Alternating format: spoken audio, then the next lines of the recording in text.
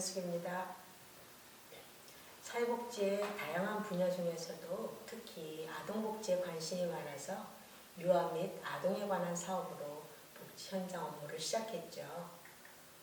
학부에서 영문학을 전공하던 4학년 초여름에 우연히 저소득 가정의 아동을 도와야겠다는 사명감을 갖게 된 계기가 있었습니다. 중고등학교 영어교사가 되기 위해 필요한 교과목 수강과 기타의 상황들을 차근차근 준비해 가고 있는 상태였어요. 요즘 버스의 좌석은 모두 앞을 보고 앉게 되어 있지만 예전에는 버스 승객을 많이 태우기 위해서인지 양쪽 창가 쪽으로 좌석이 일자로 위치해 있고 많은 사람들이 복도에 서서 가게 되어 있었습니다. 서 있는 내 앞의 좌석에 남루한 차림의 엄마가 등에 아기를 업은 채 앉아 있었고 그 옆에는 초등학교 1, 2학년쯤 되는 딸이 앉아 있었습니다. 자연스럽게 모녀의 대화를 듣게 되었는데 엄마는 이른 아침부터 장사하러 나가고 그 어린 딸은 학교에서 돌아오면 엄마 없는 동안 또 한 명의 동생을 돌보고 저녁밥을 하고 술에 취해 지내는 아빠의 술주정을 보면서 아빠의 심부름을 하는 일상을 보내는 것 같았습니다. 그날은 학교에서 돌아오니 동생이 안 보여서 동네를 돌아다니며 동생을 찾았으나 동생은 보이지 않고 아빠는 술에 취해 동생을 찾아볼 생각도 못해서 엄마가 장사하는 곳으로 와서 엄마에게 자초지종 얘기를 하면서 동생을 못 찾을까봐 안타깝게 눈물을 흘리고 있었어요.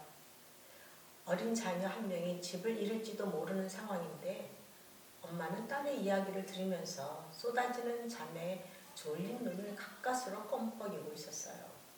그 엄마의 태도를 도저히 이해할 수가 없었죠. 만약 내가 엄마라면 돈을 빌려서 택시 타고 급히 집으로 가든가 어쩔 수 없이 버스를 타고 갈 수밖에 없더라도 다급하게 상황을 얘기하는 딸의 말을 졸면서 들을 수는 없었을 텐데 어떻게 엄마가 저럴 수가 있을까 하는 생각으로 나는 너무도 놀라고 안타까웠습니다. 그들이 버스에서 내린 후에도 과연 모성애란 무엇인가? 가장 숭고한 사랑이라고 하는 모성애란 어떤 것인가? 깊고 긴 생각에 빠졌습니다. 며칠의 고민 끝에 내가 내린 결론은 모든 인간은 이기적인 존재여서 모성을 발휘할 수 있는 상황에서 모성애가 작동한다는 것.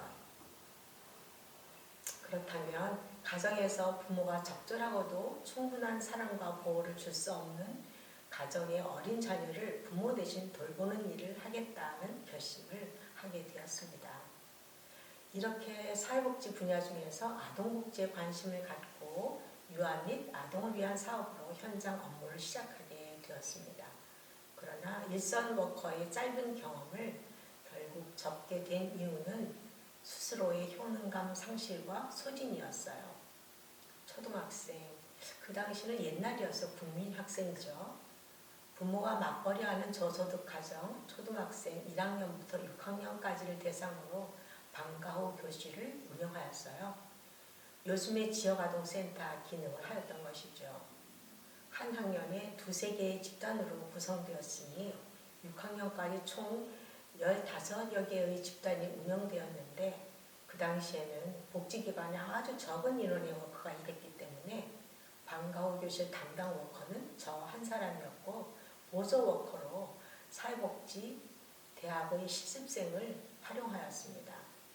1학년 집단활동을 시작하여서 학년이 올라가도 계속 집단활동을 하는 동안 저는 성실하고 집중적인 집단 운영이 거의 불가능했고 더구나 실습생을 활용하다 보니 매 학기마다 보조워커가 달라지게 됨으로써 아이들은 활동을 통해 긍정적인 변화를 보이기보다는 워커의 지도 및 기획 양태에 따라서 일관성 없는 행동 또 일관성 없는 태도들이 형성되어 가고 있었습니다.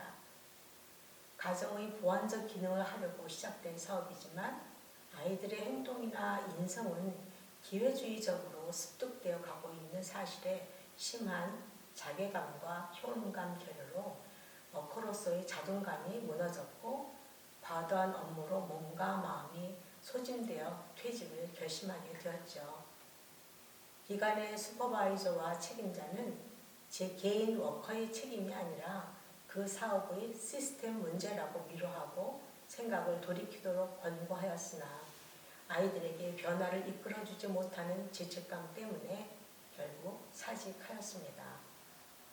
사회복지의 중요한 동기가 되었고 제가 가장 중요시 생각하고 워커로서 하고 싶었던 저소득 가정의 아이들을 부모 부재 중에 돌보는 일을 스스로 포기하게 된 것이죠.